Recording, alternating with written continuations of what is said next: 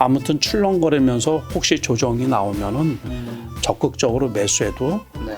되는 그런 시기가 아닌가 이렇게 생각을 하거든요. 그래도 가을 정도 되면은 한 3,000포인트 근처까지는 갈 수 있지 않을까 이렇게 이제 보고 있거든요. 그러니까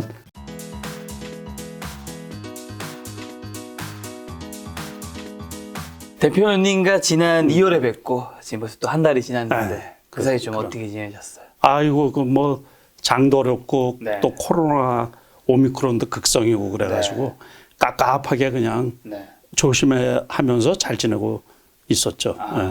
조심히 이제 지내고 계시지만 주식시장은 뭐 그리 뭐 또 안 좋았다고도 볼 수 없지 뭐 그리 또 좋았다고 볼 수는 없는. 나빴죠. 네. 이게 코스피가 2,600포인트까지 떨어졌다가 지금은 이제 오늘이 2,700이 넘었으니까 그렇죠. 저점 대비해서 코스피 기준으로는 한 120포인트 정도 네. 이렇게 이제 상승을 한 거죠. 그러니까요. 네, 그리고 이거가 미국의 나스닥하고 똑같아요. 네. 나스닥이 12,600포인트대까지 떨어졌었거든요. 네. 그러다가 이제 오늘 새벽에 끝난 게 14,000포인트가 넘게 올라왔으니까 나스닥이 저점 대비해서 한 1,200포인트, 1,300포인트 정도 올라왔고 네. 코스피는 한 120포인트 정도 네. 장중 저점이죠. 네. 장중에 장 초반에 그때 2,600 한 7? 요 정도까지 떨어졌다가 이제 대반등이 일어나서 거래일수로 따지면 한 열흘, 한 7일, 8일. 그래봤자 지난주 월요일, 화요일부터죠. 네. 이제 이렇게 천천히 반등이 됐던 거고 미국에서 금리 인상을 한 날, 그렇죠. 3월 16일 날을 기점으로 해가지고 이제 큰 폭의 이제 반등이 일어났던 거죠. 그럼 지난 3월에 이제 6일에 FOMC 발표는 네. 좀 어떻게 이제 그 메시지 읽으셨나요? 대표님은? 일단은 그 우크라이나 전쟁 때문에 네. 이제 경기가 둔화되고 그 미국을 비롯해서 이제 이 글로벌 제재를 가하다 보니까는 잘 아시다시피 네. 원재재 값이 급등을 하고 에너지 가격이 급등을 하고 막 이런 상태잖아요. 네. 스태그플레이션이라고 할 수 있죠. 경기 침체가 되는 와중에도 그 물가가 아주 급등을 하는 그렇죠. 그 스태그플레이션 네. 형태란 말이에요. 그러다 보니까 미국에서 금리 인상을 했는데 네. 스몰 스텝, 다시 말해서 0.25 그렇죠. pp만 올린 거란 말이에요. 네, 베이비 스텝을 했죠. 그래서 이제 그 다음에 나온 게 빅 스텝으로 갈 수가 있다. 그래서 다음에는 0.5포인트 인상을 시킬 수가 있다. 이제 네. 그런 얘기도 나오는데 그럼에도 불구하고 네. 지난밤 같은 경우도 견조한 그 오름세를 보이고 있거든요. 네. 그래서 시장이 조금 안정화되어 가는 게 아니냐. 네. 이렇게 조심스럽게 네. 이렇게 전망을 지금 하고 있는 상태인 거죠. 말씀하신 대로 파월 연준의장이 지난 21일에 전미기업경제협회에서 컨퍼런스에서 인플레이션이 너무 높아 신속하게 대응해야 한다면서 필요시 0.25% 인상 대신에 0.5%포인트 인상도 가능하다 언급하면서 공적적인 기준금리 인상 이제 발언이 있었는데도 시장은 크게 시청이지 않았다라는 거는 앞으로는 이제 금리에 따른 이제 그런 요소들은 좀 많이 빠진 걸까요? 그렇죠. 다 많이 반영되면? 빠졌다. 네. 아직은 완전하게 반영됐다고는 할 수 없지만 네. 2000년대 이후에 미국에서 여러 차례 이제 금리 인상기가 있었거든요. 네. 그런데 그거를 통계적으로 이렇게 살펴보면 금리 인상기에 주가가 급락하고 그러는 경우는 거의 없어요.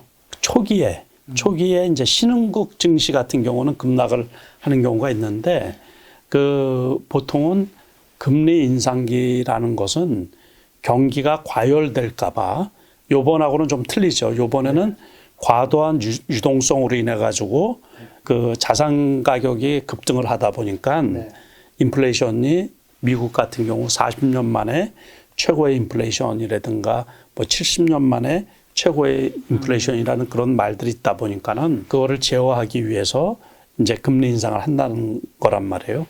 그런데 과거에는 금리 인상보다 금리 인상을 해봤자 경제 성장률이 그거를 앞지른다고요. 네. 그러다 보니까 기업 이익이 줄어드는 게 아니고 그거를 뛰어넘을 정도로 하다 보니까는 초기에 영향을 미치고 두 번째 이후에는 그러니까 금리 인상을 일정 기간에 뭐 4차례 하는 경우도 있고 그동안에 6차례 한 경우도 있고 막 그렇거든요. 네네. 그런데 보통은 두 번째 한 이후는 주가의 영향을 거의 안 미치더라 하는 게 통계적으로 나와 있어요. 과거에. 그런데 이제 요번 같은 경우는 만약에 다음에 빅스텝으로 해가지고 0.5포인트 이렇게 올리면 주춤할 수는 있겠죠. 주춤. 그리고 지금 그 러시아 우크라이나 전쟁에 대한 그 제재 있잖아요. 그게 지속되고 있는 상황이잖아요. 그리고 전쟁이 종료가 된 게 아니거든요. 지금도. 그러다 보니까는 그 영향은 좀 있을 거예요. 남아있지만은. 그렇지만은 이제 최악의 상태는 지나간 거고 그게 반영이 되어 어느 정도 시장에서 충격 흡수가 된 거죠, 지금. 그러다 보니까는 지수가 뭐 여기서 계속 급등 뭐 이렇게 가기는 어렵더라도 아무튼 출렁거리면서 혹시 조정이 나오면은 뭐 투자자 입장에서는 저로에 적극적으로 매수해도 되는 그런 시기가 아닌가 이렇게 생각을 하거든요. 적극적으로 이제 출렁일 때 이제 매수해야 된다고 말씀해 주셨는데 코스피가 지난 1월 큰 하락 이후에 사실 이제 정책이 계속 하고 있는데 언제 매수 기회를 좀 삼아야 하는지라 그러면 3월에서 6월 주식시장 전망은 그러니까는 원래 이제 지난달 같은 경우도 제가 2,700 밑에서는 좀 사도 된다고 그렇게 여러 차례 얘기하셨던 것 같아요. 말씀을 드렸고 다른 매체에서도 제가 2,600 초반에서는 무조건 매수하라 그랬거든요. 2,600 초반에서는 그건 그래서. 앞으로도 만약 혹시나 그 근처로 온다면 그렇죠. 여전히 같은 의견이신가요? 그렇죠. 그런 요 그래프를 이렇게 잠깐 보면 코스피가 2,600 초반에 이렇게 다중 세 차례죠. 바닥을 다졌네요. 그래서 요거를 깰 일이 없어요, 거의. 그러니까는 지난번에도 장 초반에 2,600을 살짝 깨고서 이렇게 급반등을 했던 거거든요. 그런데 여기서 21선 이렇게 오니까는 재차 이렇게 하락하다가 지난번에 이제 전쟁이 중장기화 가면서 그 리스크로 인해 가지고 2,600 초반을 두 차례나 찍었거든요. 그러면서 이제 다시 이렇게 급반등이 온 거죠. 그렇게 보면 2,600이면 거의 조금 안정권이라고 이렇게 생각을 해도 되고 그러면 좋은 매수 기회인데 앞으로는 제가 보기에 거기까지 올 일이 거의 없을 것 같죠. 2,600까지는 거의 없을 것 같고. 그러니까 그 대신 혹시라도 2,700 밑으로 떨어지면 적극적으로 매수할 기회다 이렇게 보면 되지 않을까 싶은 거예요. 그러면 대표님은 지금 현금 비중이 어떻게 되시는데 계속 지난해 말만 해도 현금이 굉장히 많다. 굉장히 안 좋을 거로 생각하시 빠셨고 그다음부터 조금씩 사긴 하신 것 같긴 하죠. 근데 많이 산 것 같지는 또 않았어요. 많이는 안 사요. 그러니까는 많이 안 산다라는 게 요즘 장의 특징이 뭐냐면 경기의 영향을 주식시장은 제일 많이 받잖아요.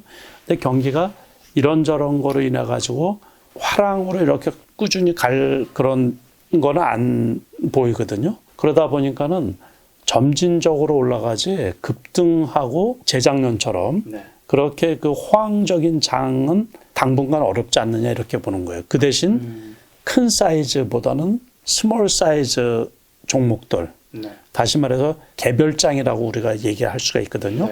그런 쪽에서는 시세를 많이 내주기 때문에 그런 거는 이제 어떤 종목을 꾸준히 갖고 와서 이렇게 홀딩을 해서 갖고 가서 수익을 내는 게 아니고 단기 매매식으로 그러니까 이제 그쪽에 비중이 많다라는 얘기죠. 그러다 보면 결국에 트레이딩 개념으로 그때 이제 금액이 많이 들어가고 많이 매도하고 그러는 거죠. 그러니까 증권사 입장에서는 좋겠죠. 스스로 수입이 많이 나니까. 그렇죠. 근데 사실 이 트레이딩 말씀해 주셨는데 트레이딩가 그래도 뭐 좀 한 종목을 좀 중장기로 투자한 게 있다면 뭐 사실 돈을 번다면 어느 투자법이든 잘못된 건 없겠지만 이게 대표님 같이 투자를 잘 하시고 또 전업 투자자이신 분은 트레이딩이 좀 사실 가능한 영역이기도 하지만 일반인 분들은 사실은 어렵죠. 트레이딩이 굉장히 좀 어려운 시장이잖아요. 그러면 이분들은 지금 중장기로 가져갈 것도 크게 어렵 같지 않다고 말씀해 주시니까 좀 쉬어야 될까요? 어떻게 해야 될까요? 아니요, 그렇지는 않고 제가 이렇게 개별 종목이기 때문에 말은 못하지만은 그 스몰 캡 종목 중에서 지금 그 메타버스라든가 요번에 삼성전자가 주총일 날에 이제 그 발표를 한 거죠.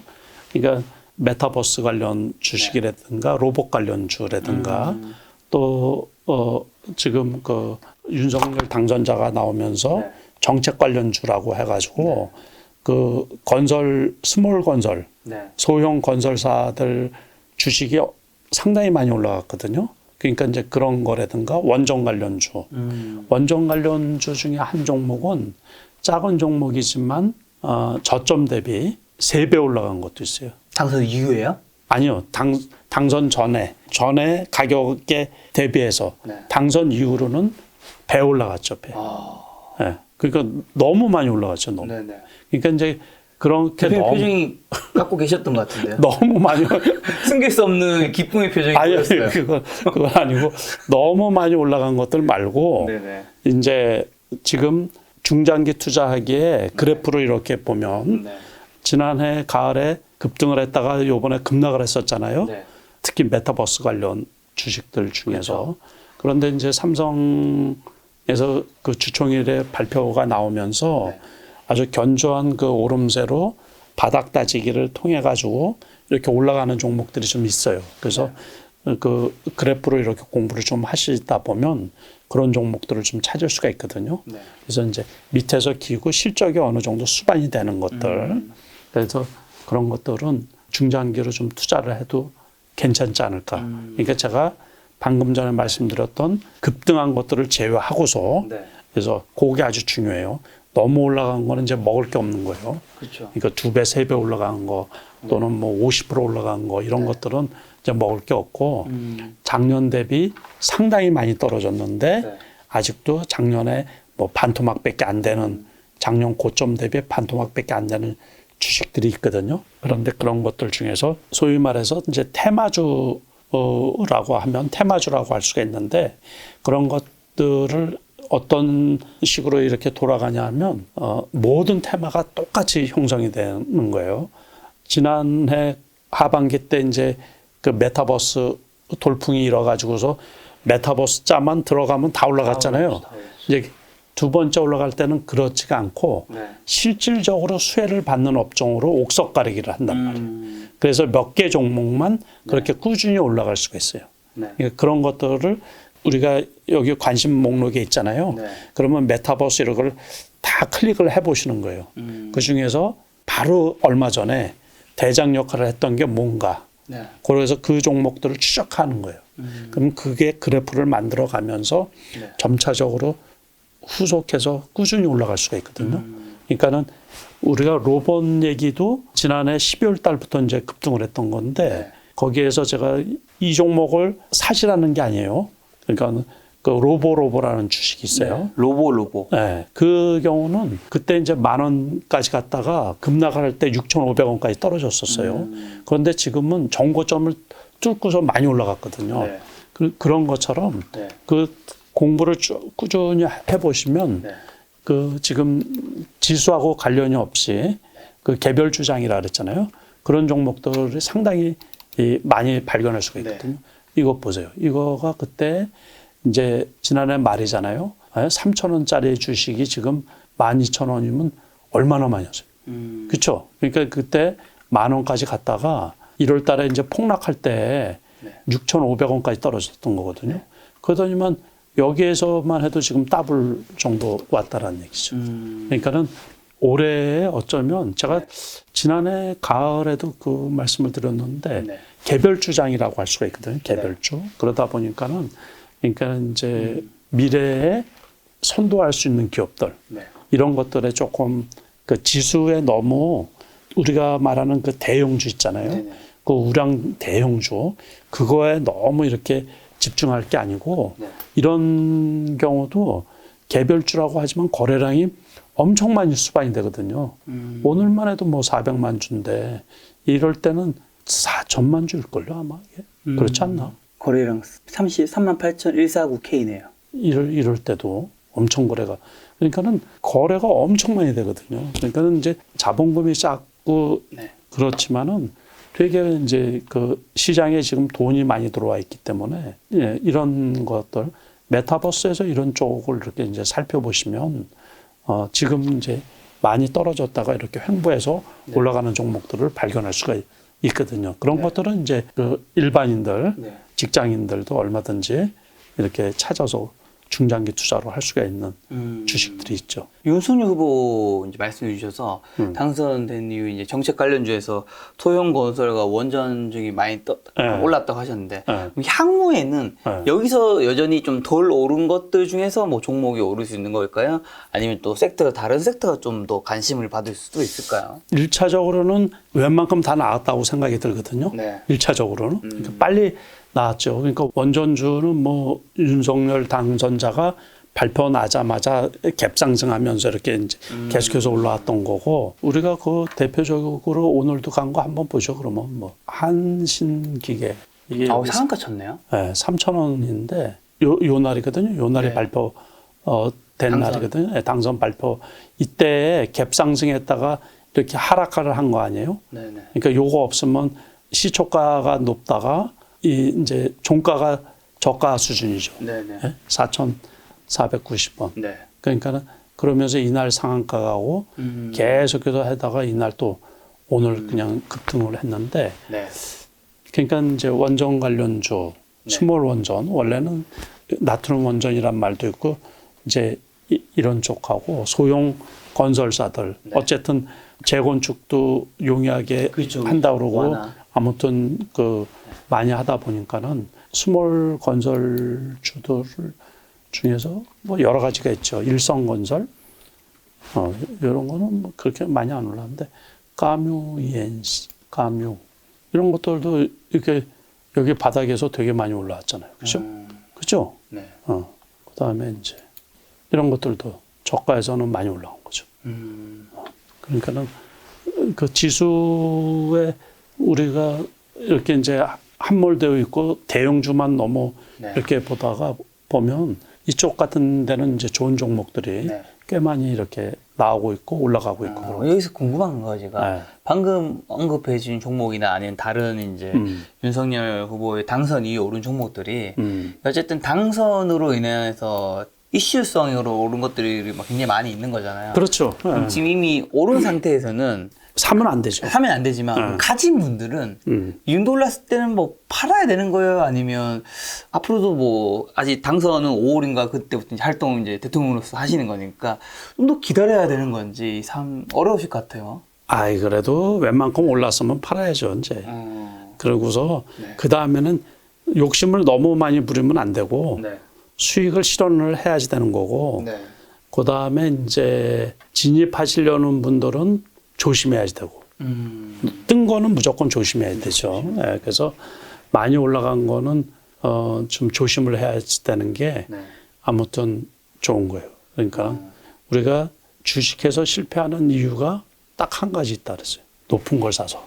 그러니까는 저거는 아니고 네. 저렇게 많이 간 거는 아니고 그러니까는 이제 오늘 같은 경우는 또 원자재란으로 인해 가지고 네. 철강주들이 또 급등을 했었거든요.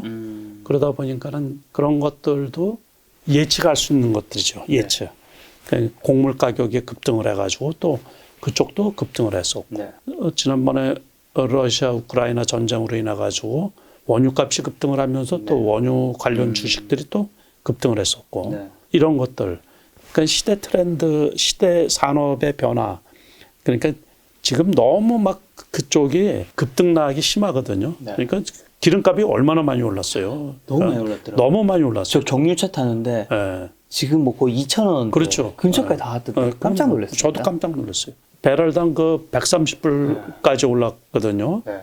50불도 하고 60불을 했던 것들이 에너지 값이 엄청 많이 올라가다 보니까 그쪽 주식들도 되게 많이 올랐죠. 그러니까 이제 꼭 어떤 네. 과거에 올라갔던 주식들 그런 것들 그 대형주만 머릿속에 네. 둘 게 아니고 안랩이 너무 아유. 궁금합니다. 이게 오늘 상가 쳤던데, 야 이게 결국엔 그거잖아요. 안철수 후보가 이제 단일화를 하시면서 지금 인수위원장이 된 아. 그로 인한 관련돼서 아마 오른 거일 텐데. 그러면서 이것도 터무니없는데 진짜 이거 터무니없죠. 아. 터무니없는데 과거에 한번 이 정도 이상 간 적이 있거든요. 과거에. 그렇죠. 서울시장 나오신다 하고 뭐 여러 번 이런 것들이 좀 있었죠. 안철수 후보님은. 그렇죠. 그러니까 아주 과거라 네. 얼봉을 봐야지 있겠다. 여기 있을 때 있었네. 2017년도. 야 지금 최근 10년 최고가네요. 그러네. 아. 와. 근데 이제 요거는 지금 저런 거가 같이 맞물려서 그런 거거든요. 네. 오늘 같은 경우는 이제 투자 주의가 붙었겠네요. 이게 그러면 아마 끝나지 않을까 싶은데 만약에 총리로 임명이 되면 지분을 다 팔아야 되는 걸로. 그 얘기죠. 백지 신탁을 해야 된다 그러니까는 네네. 다른 데 외국계에서 네. 지분을 지금 그 최대 주주가 바뀌지 않느냐 그런 거로 네네. 인해서 일종의 M&A 이 그 성격으로 해서 외국계에서 지금 큰 뭉치로 돈이 들어오고 있다고. M&A 가능성이 있으니까 지수가 오르고 있네. 네. 그래서 그런 거를 빌미로 해가지고 어떤 특정한 세력들이 네. 외국계에서 많이 매수세가 들어왔다 그러거든요. 네. 그걸 빌미로 해가지고서 이제 과하게 올라간 게 아닌가 싶은 거거든요. 네. 모르죠. 또 이렇게 올려놓고서 또 공매도 쳐가지고서 돈을 벌려고 하는 수작일 수도 있고 그러니까는. 어떻게 보면 이제 안랩도 이 안랩의 이 건실한 회사라는 것과 별개로 그렇죠. 어쨌든 정치 테마주라고 엮일 그렇죠. 수밖에 없잖아요. 네. 그러면 이제 또 대표님 같은 분들은 이런 단타 트레이딩 잘 하시니까 당선이 이제 전으로 간다면 결국에는 이제 두 명의 후보였던 거잖아요. 그렇죠. 이재명 후보 네. 아니면 이제 네. 그 윤석열 후보였던 건데 그렇죠. 그로 인한 수혜받는 이제 종목들도 어느 정도 또 정리가 되어 있는 건데 네. 대표님 혹시나 이제 그러면 그런 거에 맞춰서 양쪽을 다 대비해서 뭘 좀 준비하고 이런 게 있으세요? 아니요. 저는 정치 테마주를 그 과거에는 했는데 네. 특히 인맥주 이런 것들은 안 하거든요. 네네. 그러니까는 이제 혹시라도 잘못 사가지고 어느 한쪽이 압도적으로 이길 것 같을 때는 했는데 요번에는 박빙이었잖아요. 0.8% 네, 차이. 그러니까는 그거 해가지고서 내 재산을 걸기는 너무 저기 해서 네. 그 일단은 발 뻗고 자자 그거거든요. 네네. 그래서 미리 절대로 안 사놨어요. 그러니까 과거에 네. 십몇 년 전에 네. 모 후보 거를 사놨다가 거꾸로 돼가지고 네. 그 당시는 하한가가 네, 15%였는데 그쵸. 하한가 3번 만에 팔았어요. 그래가지고 진짜 반토막이 나는 거죠. 반토막. 그 이후로는 이제 정책 수혜주는 사도 네. 인맥 관련주는 사지 않으신다. 네, 그리고 과거에는 그래도 누가 될 거라는 게 조금 보였죠. 예, 지지율 차이가 이렇게 차이가 있다 보니까는 누구가 될지 예측을 할 수가 있었잖아요. 네네네. 근데 요번 같이 박빙일 때는 안 하는 게 속편한 거죠. 그거 누가 될지 모르고서 그러니까는 리스크가 없는 다음에 리스크가 제거된 다음에 네. 투자를 해서 조금 덜 먹더라도 그 다음에 먹자 이제 그거가 제 투자 방법 중에 하나거든요. 네. 그래서 지난번에 그 이제 그런 주식들도 확정이 된 다음에 제가 매수하고 그랬었던 거거든요. 전부 다. 그래서 이번에도 이런 주식은 이제 아예 별로 안 좋아하는 주식이라. 자, 그러면 이제 정책 수혜주 이런 거 좀 내버려 두고 어쨌든 그럼 상단은 지금 어디까지 좀 보고 계세요? 바닥은 최하 바닥은 한 2,600, 그다음에 2,700 밑으로는 좀 사도 된다 충분히 생각하시는 건 알겠고. 아마 3분기 정도 되면 3분기, 4분기 혹자는 그 3분기 되면 경기가 둔화될 거라고 네네. 그 우려들도 하고 있는데 네. 제가 보기에는 그래도 가을 정도 되면은 한 3,000포인트 근처까지는 갈 수 있지 않을까 이렇게 이제 보고 있거든요. 그러니까 연초가 2,970포인트대였기 때문에 연초 수준까지는 올라갈 수 있지 않을까 이렇게 이제 보고 있거든요. 그럼 가을에 이제 3,000포인트면 지금부터 한 300포인트 정도 있는 건데 그거를 좀 끌어줄 이제 섹터는 아까 말씀해 주신 뭐 메타버스랑 로봇 쪽으로 생각하면 되는 거죠. 아유, 그건 아니고. 그거는 스몰캡이라 지수하고 전혀. 그럼 그걸 끌어줄 뭐 주요한 섹터는 이제는 딱히 별로 우리나라는 개별주로 가는 건가요? 이제? 아니죠. 우리나라는 무조건 삼성전자가 살아나야 되는 거예요. 그래서 삼성전자가 안 움직이고서 3,000포인트 회복하는 게 실질적으로 좀 어렵거든요. 그러니까 지금 삼성전자가 7만 원에서 왔다 갔다 하고 있는데 여기 지난번에 저점이 7만 원대라 그랬잖아요. 그리고 요번에도 이 급락할 때 7만 원 깨지고 여기 저점하고 비슷하게 왔거든요. 그러다면 지금도 이제 7만 원에서 엎치락뒤치락 하고 있는 거예요. 그러니까는 이렇게 떨어졌잖아요. 이렇게 V자로 이렇게 확 올라가기는 그렇죠. 어렵죠. 지금 분위기상. 근데 요 삼성전자가 안 움직이는 거는 일단은 뭐 외국인이 많이 팔고 기관에서도 매수를 적극적으로 안 하고 네. 그러다 보니까는 개인들만 이렇게 떨어질 때 이제 여기에서 개인들만 받은 건데 네. 저도 지금 그냥 갖고 있거든요. 저는 이제 완전 싸게 사가지고 7만 1,000원, 2,000원인데 7만 1,200원, 1,000원, 2,000원. 네. 물리셨네. 그럼 물렸다고 하기는 좀 그렇죠. 그거 뭐 이게 이제 이 배당락된 날에 네. 8만 배당락 전날이 8만 200원인가 그랬는데 그 시가가 8만 100원이에요. 그러면 배당 받고서 무조건 팔아야죠. 그래서 그때 대부분 다 팔고 네. 7만 9천 원대 다 팔고 그래서 이제 7만 한 2천 원대 여기서 좀 산 거예요. 여기서 네. 여기서 샀는데 여기까지 더 떨어지고 그래서 여기에서 조금 더 사고 그래서 지금 7만 1천 원, 2천 원 정도 하고 있는데 그 다음에는 이제 안 사고 있는 거죠. 지금 한참 걸릴 것 같아가지고. 아, 한참이요? 네. 그러니까 한참 조금 시기가 조금 지나야지 되지 않을까. 일단은 그 외국인이나 기관은 네. 이런 것들을 우리는 중장기 투자로 이렇게 갖고 가려고 그러잖아요. 그렇죠, 그렇죠. 근데 이 사람들은 이걸 개별 종목으로 취급을 해가지고 팔면 뭐 몇천억씩 팔고 막 그러잖아요. 살 때도 또 몇천억씩 사고. 그러니까 여기서처럼 이렇게 10,000원씩 그냥 쉽게 그냥 올라갔다가 또 떨어질 때도 이렇게 확 떨어지거든요. 근데 이게 회복되지 않으면 지수가 거기까지 가기는 어렵죠. 그런데 지금 이렇게 이제 안 올라가는 이유 중에서는 어쨌든 경기가 그 둔화될 거로 이렇게 예상을 하잖아요. 네. 그러니까는 미국 GDP 성장률이 올해 원래 4%로 예상을 했다가 금리 인상하고 네. 우크라이나 전쟁 그게 맞물려 가지고 2.8%로 낮췄거든요. 그러다 보면 결국에 경기가 둔화되고 그러면 네. 반도체를 좀 덜 쓸 거 아니에요. 그러니까 그거하고 공급 문제하고 같이 맞물려 있어서 그래서 지금 이제 이 상태인 거지. 제가 보기에는 그래도 요 고비를 넘겨서 회복이 되면 8만 원, 9만 원까지는 가지 않을까 이렇게 생각이 들거든요. 그렇게 하면은 그거하고 이제 어쨌든 경기가 살아나야죠. 여기에서도 또 여기까지 한 달 사이에 이렇게 급등을 했단 말이에요. 네. 그러니까 이번에는 이제 전쟁 때문에 그냥 한 2달 넘게 3달 걸쳐가지고서 계속해서 떨어진 거고 네. 연초부터 계속 떨어진 거고 또 금방 또 이렇게 회복될 수도 있어요. 그러니까는 한두 달 내에. 근데 지금 어쨌든 전쟁은 진행이 되고 있고 또 제재도 그게 금방 풀리진 않잖아요. 네. 아, 오늘 당장 휴전하자 그러면 또 그러면 휴전했으니까 저거 풀어주자. 그럴 수는 없는 거 아니에요. 그죠? 제재가 풀려고 하더라도 어쨌든 6개월, 1년이 걸릴 거고 그 상태는 그러니까 물가가 고물가도 지속이 될 거라는 얘기예요. 지금 곡물 대란이라 그랬는데 아니 이 곡물이라는 게 지금 씨 뿌렸다고 금방 싹이 트고 뭐 열매가 맺는 건 아니잖아요. 그러니까 그 공급 부족이라는 게 1년 내내 갈 수도 있고 그렇다는 얘기죠. 그러다 보면 경기 회복이 조금 늦춰질 수도 있는 거고 그러다 보니까 지수도 지지부진하에서 조금 지금 말씀 이렇게 했지만 반등을 했다가 코스피 지수 한번 볼까요?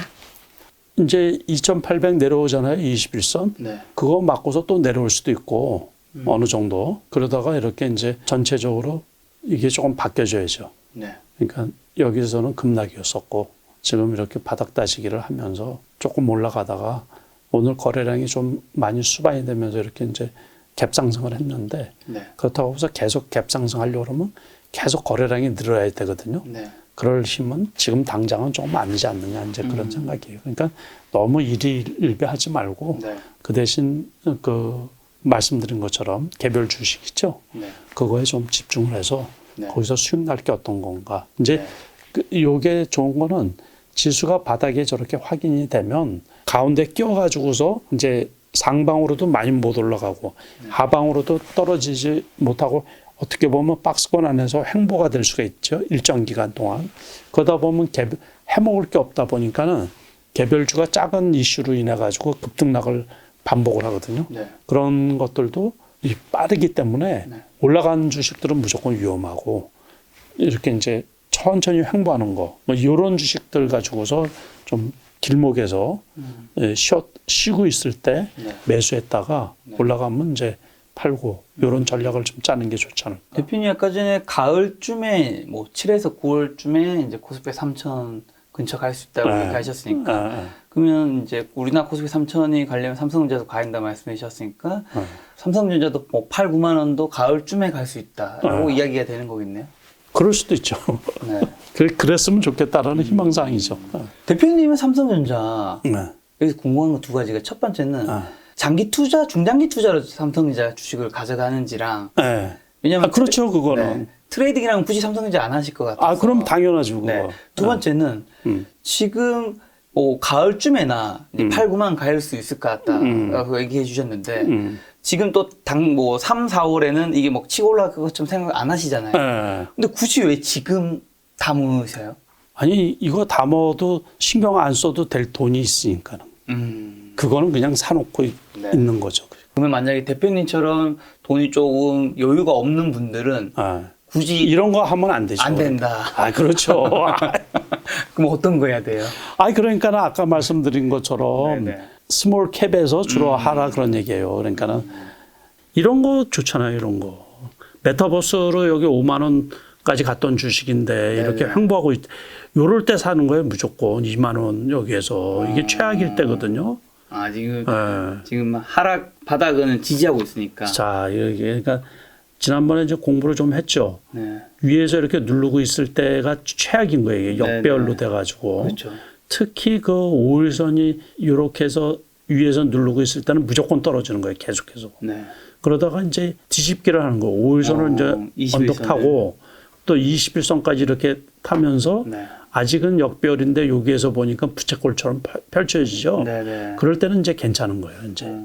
그러니까 이런 것들도 괜찮고 요 그래프 같은 거는 좋죠. 요런 그래프들을 자꾸 찾아보세요. 요런 그래프. 이런 그래프들을 자꾸 찾아서 바닥 다지는 거. 그러면서 아까 거하고 똑같은 게 여기에서 이제 갭상승이 나온 거는 이것도 저거거든요. 메타버스. 그러니까 삼성에서 그 발표하면서 이날 아주 장대 양봉을 그린 거거든요. 실질적으로 메타버스에서 상당히 중요한 건데 이런 것들은 이제 이날 갭상승했다가 갭하락하고서 이틀 쉬었다가 5일선 올라오니까 올라가고 그러니까는 자꾸 그 메타버스 중에서 지난번에 대장이 뭐였었나 그렇게 이제 생각을 해보시고 그래서 이제 그런 거 자꾸 찾아보는 거예요.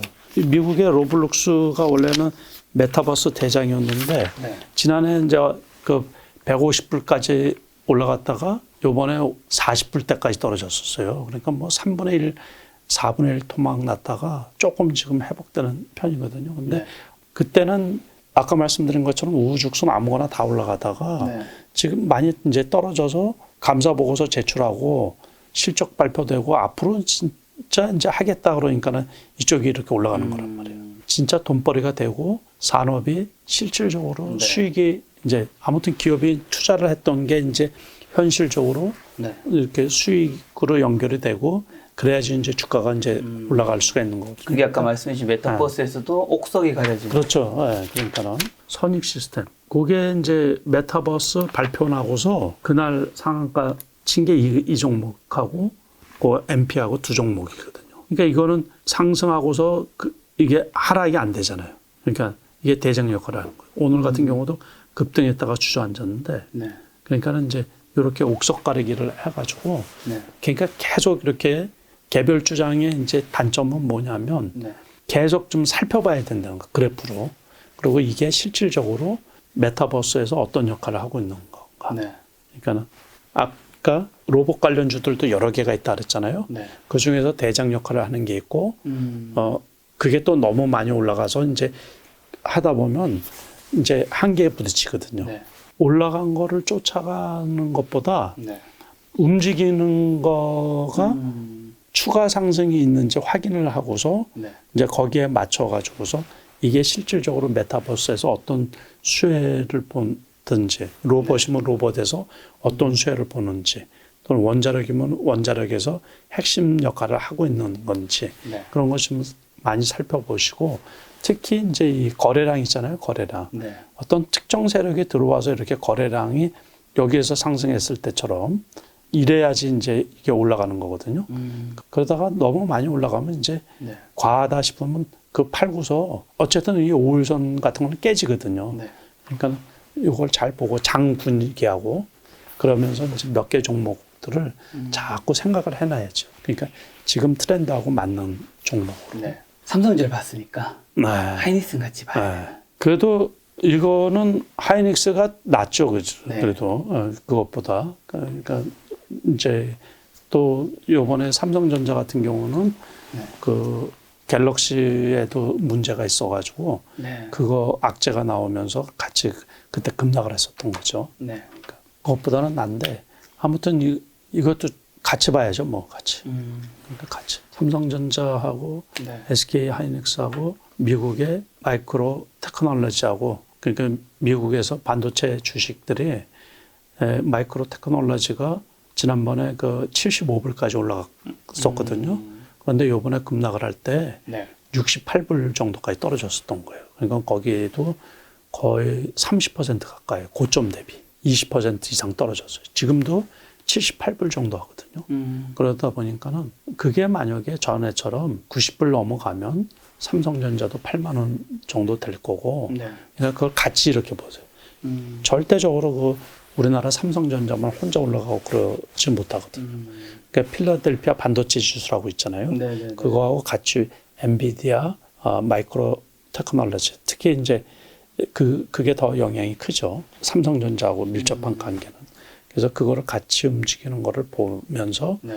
이게 삼성전자 이제 올라가는 거 예측을 하고 거의 그 후행성으로 그 주식하고 같이 움직여요. 미국 주식하고 네.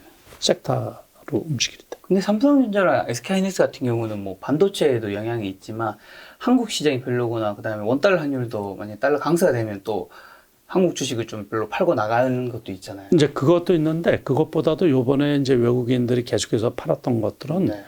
중국 주식이 나쁘면서 네.